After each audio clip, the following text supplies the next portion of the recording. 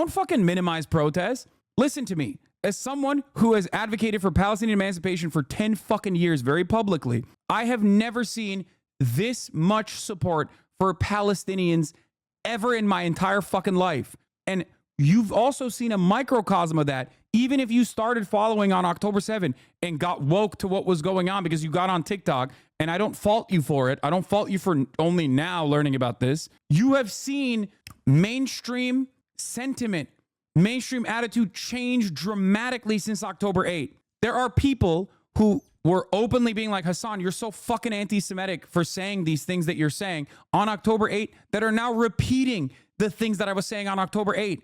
Think about it this way.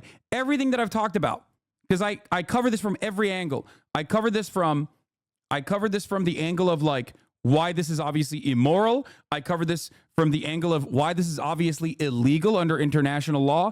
And I've even covered this from the angle of like America's State Department interests in the region and how letting Israel off its shackles has caused genuine problems both for Israel's continuation as an apartheid regime and also for America's foreign policy interests in the region.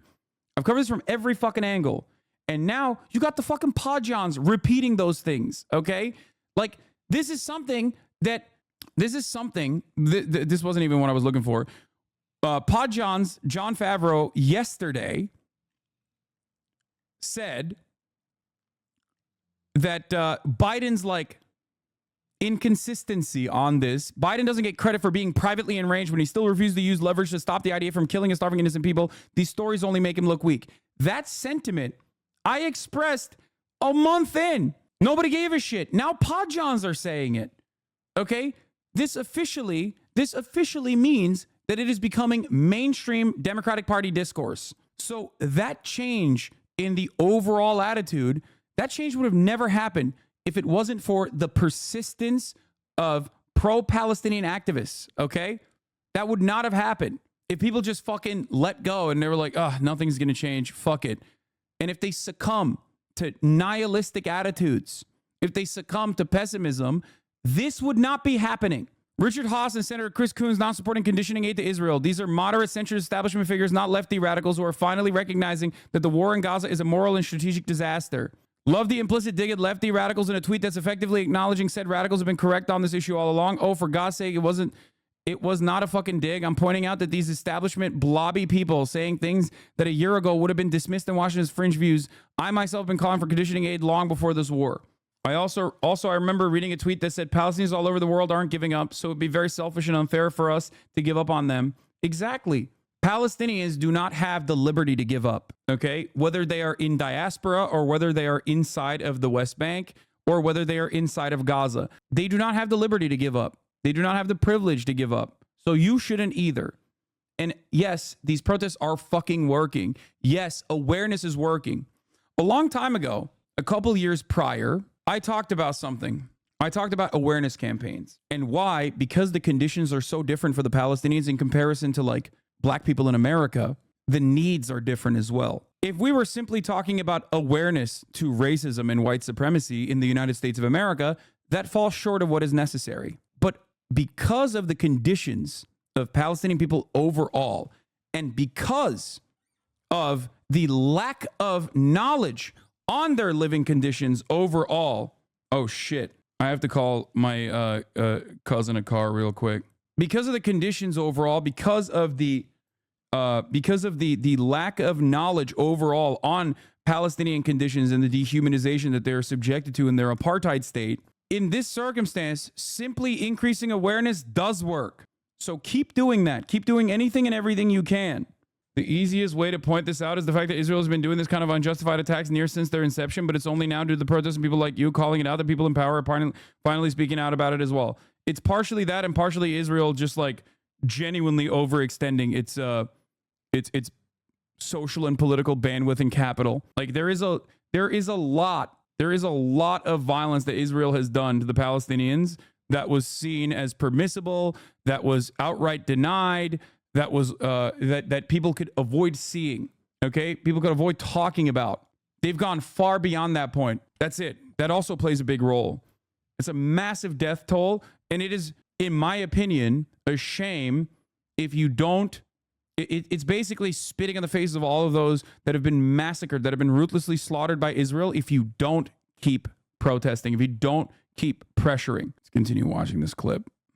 Personal anger and frustration directly to Israeli Prime Minister Benjamin Netanyahu as they speak in the coming hours. The Israeli strike that killed these 7 aid workers with World Central Kitchen really marks the latest flashpoint in an increasingly tense relationship between Biden and Netanyahu. And many are questioning whether this moment could serve as a turning point in U.S. support for Israel as it conducts its campaign to root out Hamas in Gaza. Now, the president has expressed his outrage about the incident. Frustration has been rising here at the White House. The president is expected to focus on the death of those aid workers while also broadening out the conversation, trying to discuss ways to ensure that there are protections for humanitarian aid workers. Sources have told us that U.S. officials have already started talking to the Israelis about the need to change the way that information is transmitted when it comes to the locations of aid workers. We also anticipate the president to talk about the ongoing hostage and humanitarian aid negotiations to try to get a temporary ceasefire, as well as that operation that Israel is expected to wage in Rafah. Now, ahead of this call, Defense Secretary Lloyd Austin spoke with his Israeli counterpart, Yoav Gallant, where a Pentagon spokesperson said that he conveyed his outrage while also saying that this incident reinforces U.S. concerns about needing to protect civilians in any type of operation that Israel conducts in Rafah. But even as we have seen this heightened rhetoric from the administration expressing anger and outrage, what we have not seen yet is any shift in policy when it comes to the U.S. approach to Israel, especially. Dude, at this point, simply saying that you're angry is not enough, okay? That would have been, I mean, it wasn't enough on October 8th either, right? But we couldn't even get Brandon to say that on October 8th. And now it's gotten to a point where, like, you have to take action. You have to take action. You are expending what little social and political capital you have on your attack dog while consistently undermining your own foreign policy goals and initiatives, showing the rest of the world that you cannot control your own vassal state, your own fucking like aberration in the Middle East, okay? Your own base. Your own forward operating base in the Middle East is going crazy. Yeah, I saw Feder Bitch's take about it's a war in this war against Hamas, no conditions for Israel. Yeah, he's just so fucking stupid. That's it.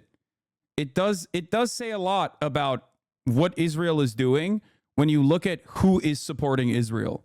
It's literally stroke victims and the most bloodless genocidal freaks you've ever seen. At this stage, it is a withering fandom. Most fans of Israel, most stands of Israel are at least like aware enough of the way things look to the broader audience that they have the decency to shut the fuck up. You only see the dumbest motherfuckers on Twitter chirping about it. It's the worst ghouls. Like either you are a stroke victim like Fetterman, or you behave like a stroke victim without a stroke like Brianna Wu, okay? Or you're just a bloodless, monstrous genocide lover like any number of different fucking Twitter fascists, okay?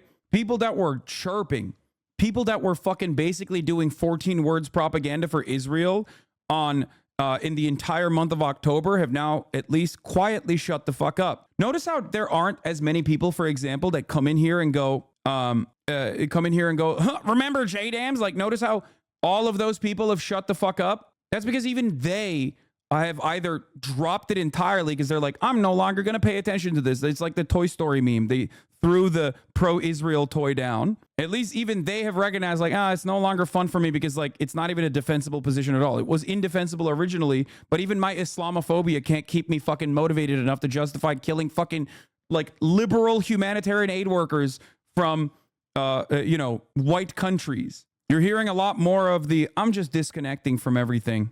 I just need a little bit of me time, you know? I just need a little bit of me time. I'm disconnecting. Like we don't remember you fucking talking about how Arabs are all like rapist monsters and shit.